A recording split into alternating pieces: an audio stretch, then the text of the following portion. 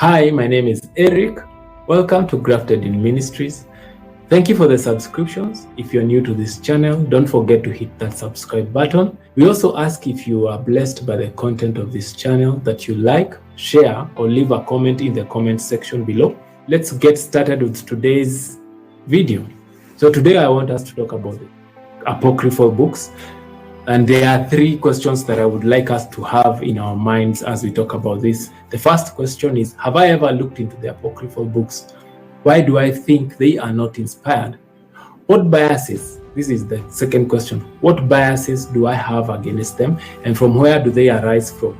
The third question is, am I willing to look at the evidence and search them out and come up with my own conclusion?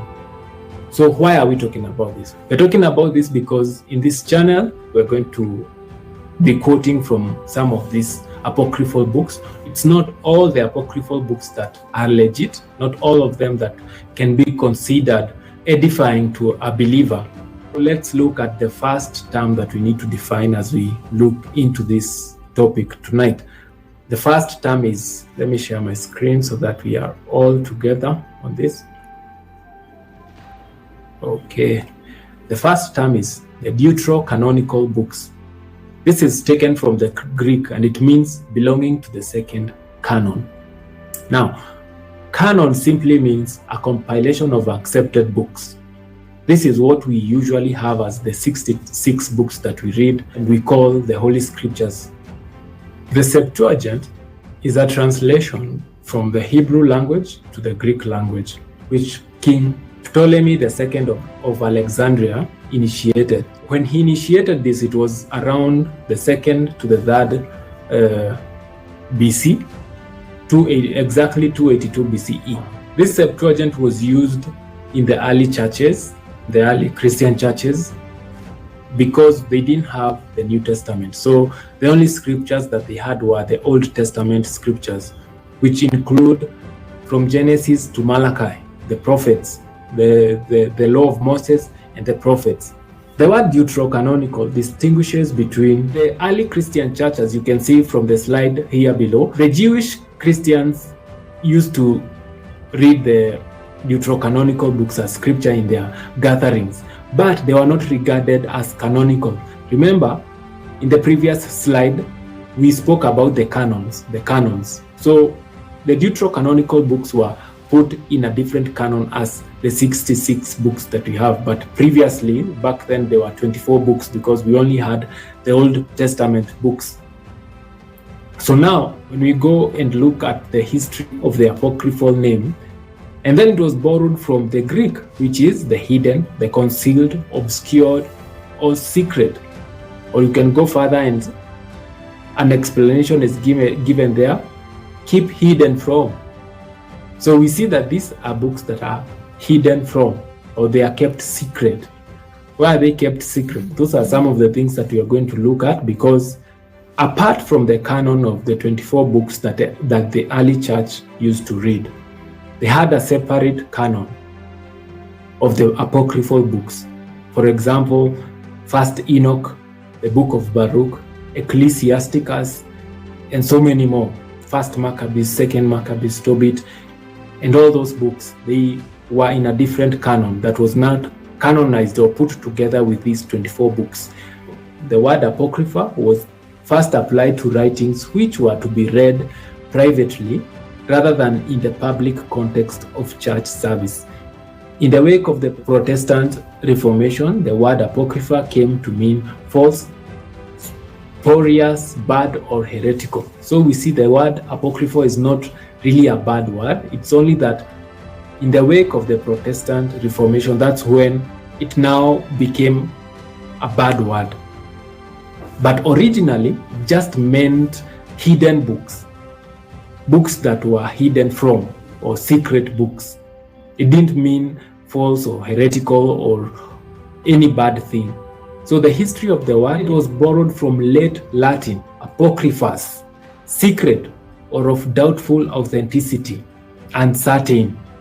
And then it was borrowed from the Greek meaning, and it meant hidden, concealed, or obscure. So you see all these meanings are different from what the Protestant Reformation came and gave the name Apocrypha. They call it false, spurious, bad, or heretical.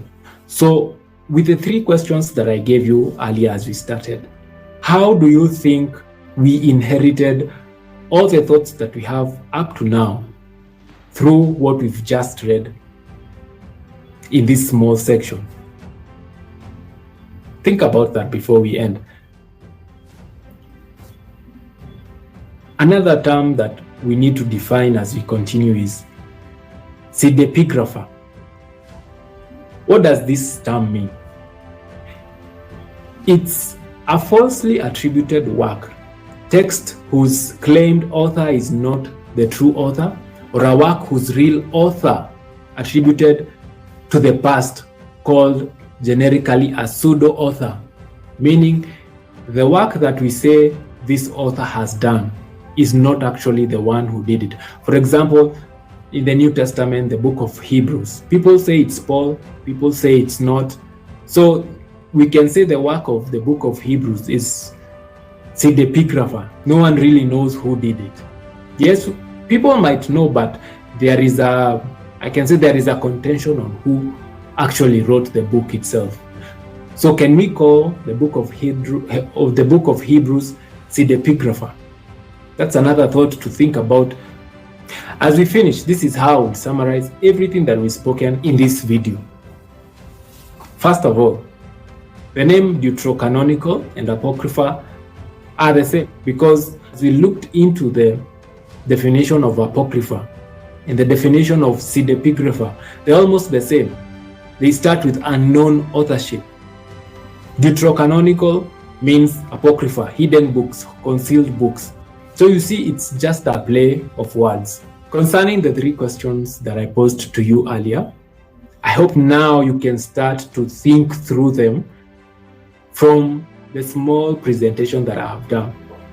Mostly, what are the biases that we have concerning these books? Are they evil? There are 2 scriptures that I would like us to look into. The first one is 1 Thessalonians 5:21, and it reads, "Test all things, hold fast what is good." The second scripture is Acts 7:11 and 12. "Now the Bereans were more noble-minded than the Thessalonians, for they received the message with great eagerness and examined the scriptures every day to see if these teachings were true. As a result, many of them believed, along with quite a few prominent Greek women and men." So these scriptures should lead us to truth and lead us to seek out the truth. Be like the Berean, go study out the concepts that I've put forth. This presentation is going to be a 5-part series. The first part is definitions of words, which we have already dealt in this video. The second part is going to be what is contained in these apocryphal books. The third part will be how to test these books. How can you take a certain book, for example, let's say the book of First Enoch or the book of Jubilees, and test it. The fourth part will be a book review. We'll take one of the books from the apocryphal and we'll review it together with you. Part 5 is going to be a Q&A where we shall be answering some of the questions that you might have left in the comment section. We thank you for joining us. We hope that you have been blessed. See you in the next video.